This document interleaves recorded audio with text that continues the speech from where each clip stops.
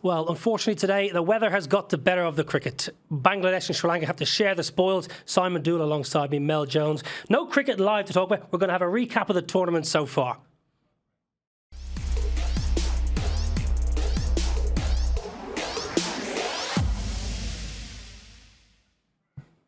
Well, pretty awful weather here in Bristol.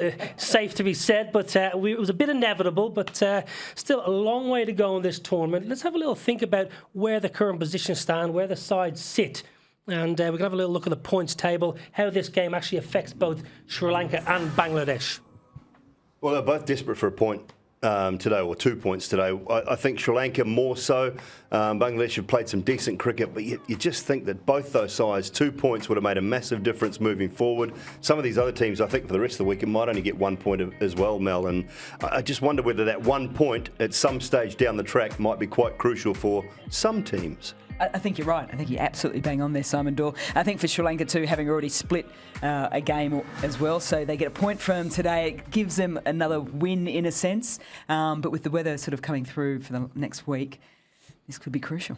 Well, Michael Atherton mentioned Sri Lanka won't have played a game for 11 days. How crucial is that when you're trying to get a bit of momentum? Yeah, really tough. Really tough. I think, the batsmen, you can only spend, as you know, Noel, so much time in the nets. You've got to get out in the middle. You've got to experience that competition and to be in the nets and indoor nets as well. They're not even able to get outdoors and have decent training sessions. So that's a massive thing for them. It does, however, give the bowlers or a couple of guys just a little bit of an opportunity to get over niggles and injuries if they have got them. The other thing also is that the opposition are match ready. If they're getting potentially games in everywhere else around the country, they're coming up against a team that has been indoors and trying to find their groove that way, which is pretty tough. Well, they say it's a batsman's game. It hasn't necessarily been a batsman's game thus far. We're going to have a little look at some of the batsmen so far. Shakib Al Hasan's been fantastic so far, Simon. Yeah, 3 half centuries. He's in a rich vein of form for Bangladesh at the moment, Shakib. And he'll be disappointed that they haven't all contributed to wins. Even that 100 against England, it didn't contribute to a win. And that'll be the disappointing thing for him. He's got a little quad strain as well, so he's got a couple of extra days to get over that. But, what you want at big tournaments, Mel, is your big players to stand up, and that's exactly what Shakib has done. Well, he's not just stood up, he's moved up the order too. So I think he really wants to own that number 3 spot. Yes, he's the number 1 all-rounder in the world, but he's more of a player for them at the moment as well with that bat. I think he wants to take on that leadership role at the top of the order. It's his 4th World Cup. It's a magnificent move, I think, for hopefully then players, bless your cotton socks, to support him a little bit more up the top. Well, you mentioned Shakib having a little bit of an injury. Shikhar Dhawan obviously got a wonderful century. He's got an injury as well. That's massive for India, is it not? Yeah, what do they do? They're saying 3 weeks. Now, 3 weeks takes us to early July. To the playoffs. Can they afford to carry him for that long? Do they want to bring in a new player right now? Who would that new player be? Jinky Rahani's over here playing county cricket. Rishabh Pant could be another option. But, the other thing is, this happened quite early in the innings, Mel, and to battle through that and to pick up 100 afterwards is he's a tough dude.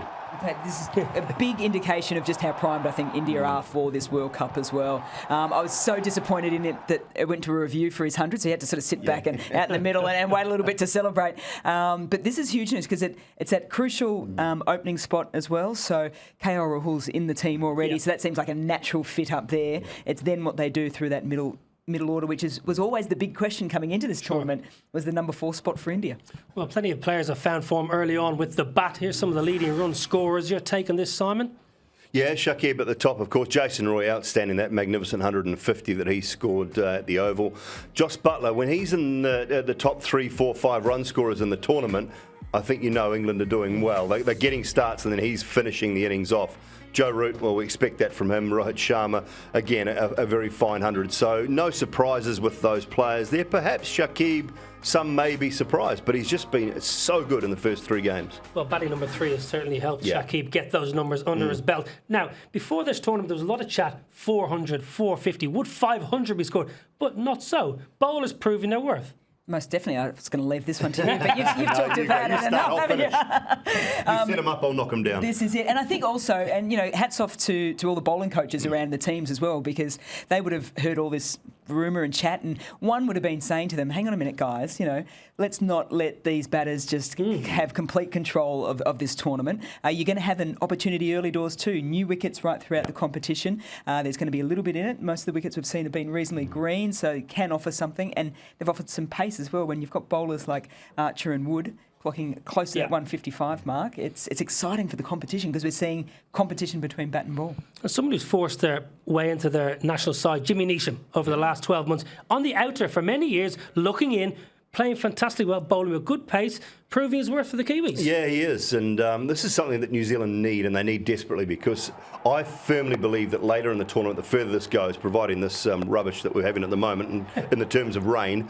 providing that goes away, New Zealand will need Ish Sodhi at the back end of this tournament. So they need one of their all-rounders to be doing a proper job, whereas bowling 10 overs or getting runs. And if Neesham can do both, I think he's the better batsman, definitely, out of the two all-rounders. But if he's bowling well, New Zealand can afford to leave de Grandhomme out, bat Santner at 7, Sodhi at 8, Southey or Henry at 9, and then go in with the specialist leg spinner as well. Well, three very well-respected ex-New Zealand cricketers, Dan Vettori, Brendan McCullum, Ian Smith, all said to me the same day at the Oval, we're disappointed Ish Sodhi isn't playing. So that backs up Dooley's point, Mel. I think there's a lot of people, when they're looking at the teams picking that one spinner, are probably saying the same. I know a lot of Australians are saying, why can't you play Lyon and Zampa in the same squad? I think he did right. If the weather sort of dissipates a little bit, we can dry these pitches out a fraction.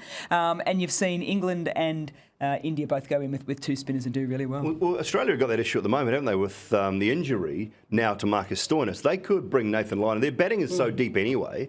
They could just bring Nathan Lyon straight in and go with that extra bowling option as well, and have 5 genuine bowlers. So they've got a little bit of thinking to do around the next couple of days as well.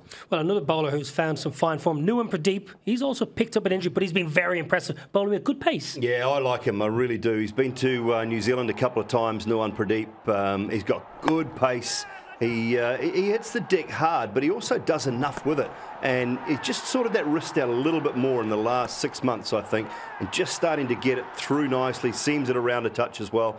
Exciting prospect for Sri Lanka. They need one or two of those guys to remain fit, though. That's been the biggest issue for the last year and a half, 2 years, 3 years, is finding a couple of quick bowlers to stay fit. Well, all in all, it's wonderful to see a nice balance between bat and ball. As we look at the leading wicket takers, a couple of Kiwis a little bit there. Antipodean, that, isn't it? Yeah, isn't it? We need to do something about that. 5 for them, Mel. I thought the graphics were wrong, but no.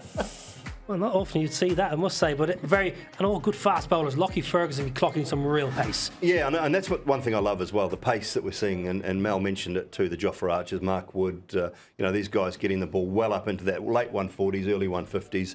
It's makes for good cricket and good watching, doesn't it? Sheldon Cotterill, O'Shane Thomas from the West Indies as well. Good Mitchell celebrations Stark. on go. Yeah, brilliant, isn't it? Brilliant. At the Oval the weekend, I'm not sure if you were there, I'm sure you were, but there was a wonderful bit of sportsmanship, and we were chatting off air about maybe not great for the sportsmanship between you and Ricky Ponting, but this was exceptional by Virat Kohli, was it not? Yeah, absolutely outstanding. That's the sort of standing that this guy has in the game.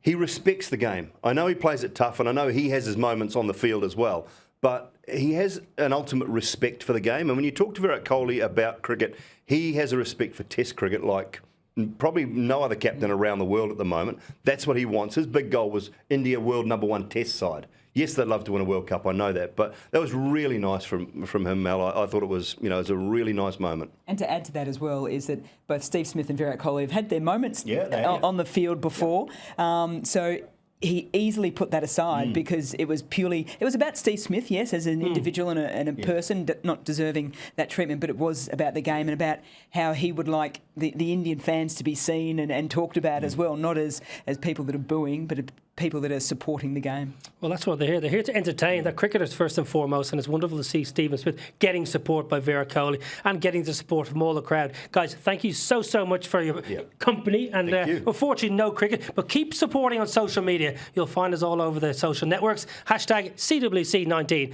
Unfortunately, no cricket today. We'll see you next time. Goodbye.